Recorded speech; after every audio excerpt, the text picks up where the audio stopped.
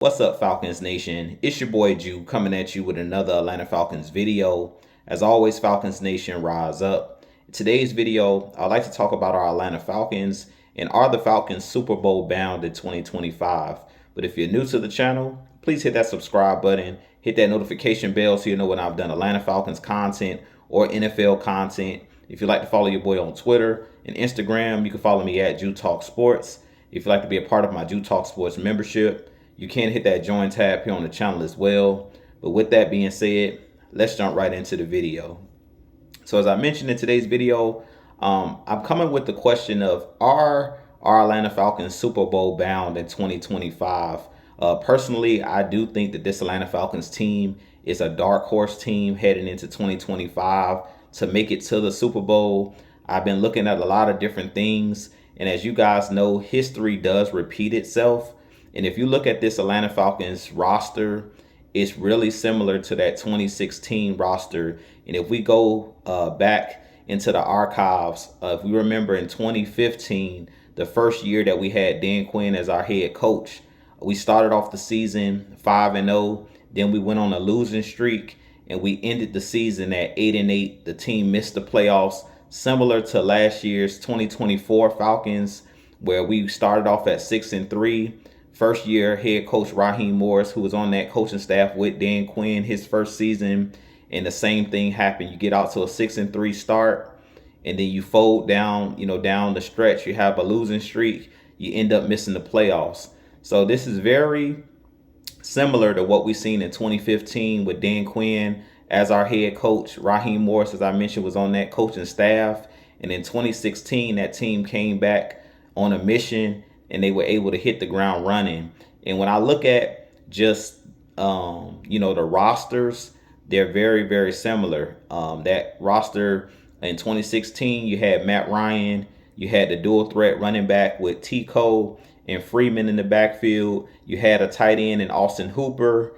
You had Julio Jones on that roster. You had guys like Taylor Gabriel and Mohamed Sanu and a really solid offensive line with Alex Mack and those guys up front. And if you look at this offense that we're trotting out in 2025, you have Michael Penix, who's a young upstart quarterback.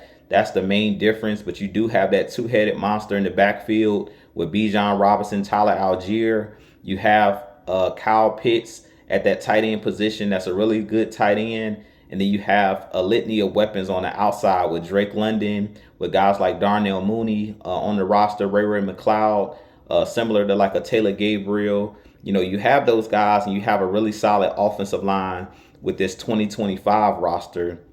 And then when you go to the defensive side of the ball, we had guys like Deion Jones. And this Falcons team now has brought in a guy, Devon Diablo, who's similar to a Deion Jones, can run sideline to sideline, can make plays on the football, can make, tackles all over the field. You had Campbell at that linebacker position. This roster, you have Caden Ellis and you have Troy Anderson, if he can stay healthy, that's similar. And then I would say that this defense is possibly better as far as in the secondary. We had the safeties, Ricardo Allen in that 2016 team. On this team, you got a guy in Jesse Bates who's making plays. You picked up Xavier Watts, similar to a Keanu Neal. So there's a lot of comparisons when I'm looking at this roster that's very similar. You had a Vic Beasley on that 2016 team.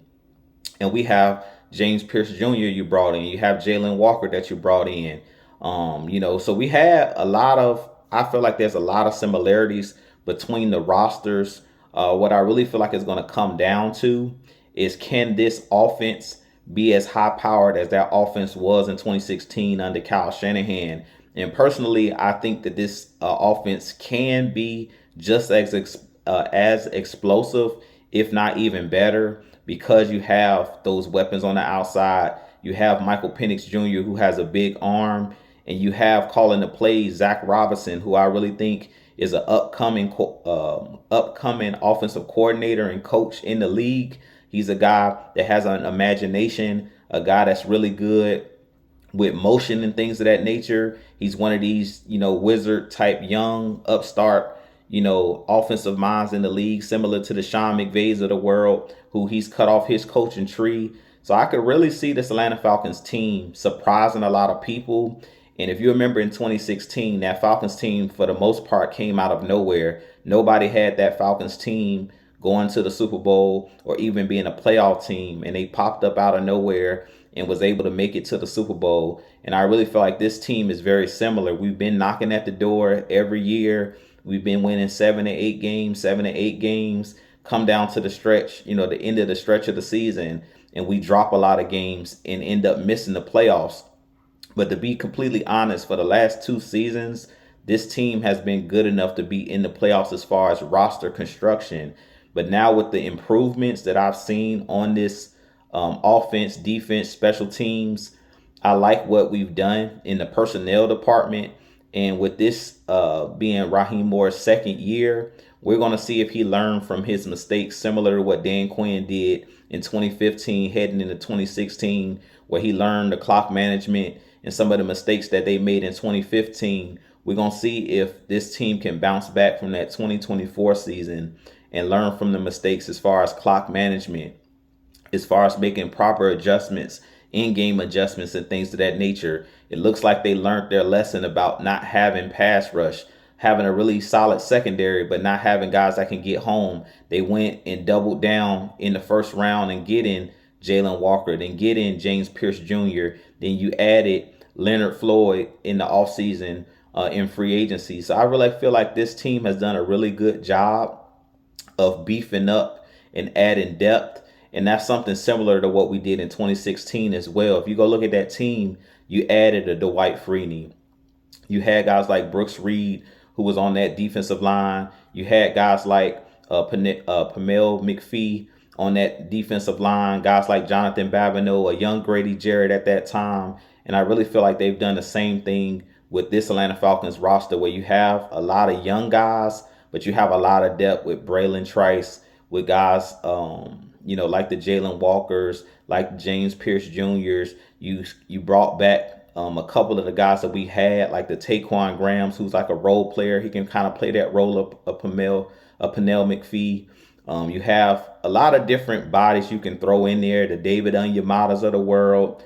So you don't have necessarily superstars, but you have guys that I think could be budding superstars in the making with the Jalen Walkers, similar to when you had the Vic Beasley had that breakout season. So I'm really excited for this Atlanta Falcons team. I really do believe that history does repeat itself. And I really feel like the Falcons are trying to get back to their identity, trying to get back to the blueprint that they had in 2016, as far as putting up a lot of points and having a defense that can get takeaways at crucial moments in the game. And I really feel like this roster is constructed similar to 2016, that 2016 team. I've also thrown out the Indianapolis Colts. That's how they had their roster built for years with Peyton Manning, where they were playing in that dome and they would put up a lot of points with guys like Marvin Harrison, Reggie Wayne. And then they had those Blazers coming off the outside with the Dwight Freeneys, who was trying to get strip sacks, the Robert Mathises of the world. They had their own Jesse Bates and Bob Sanders, who was a guy that would take the football away, won the Defensive Player of the Year. So with that being said, you guys give me your thoughts. Are the Atlanta Falcons Super Bowl bound, or are they a dark horse team to make the Super Bowl? I know this is going to piss some people off because the Falcons haven't been in the playoffs, but we know for year to year, like I said, in 2015, the Falcons weren't a playoff team. They were not on anybody's radar. And then next thing you know, they were in the Super Bowl. So I could see that happening this year for this Atlanta Falcons team.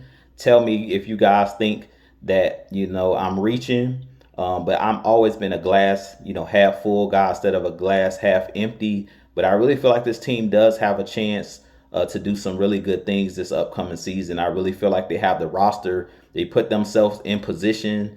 And those young players, like I said, they made mistakes as well, not just the coaches, but we had crucial turnovers. We had different things happen throughout the season where we're going to see if these young guys can learn from the mistakes and learn from their experiences over the last couple of years. So with that being said, I have a lot more content coming for you guys.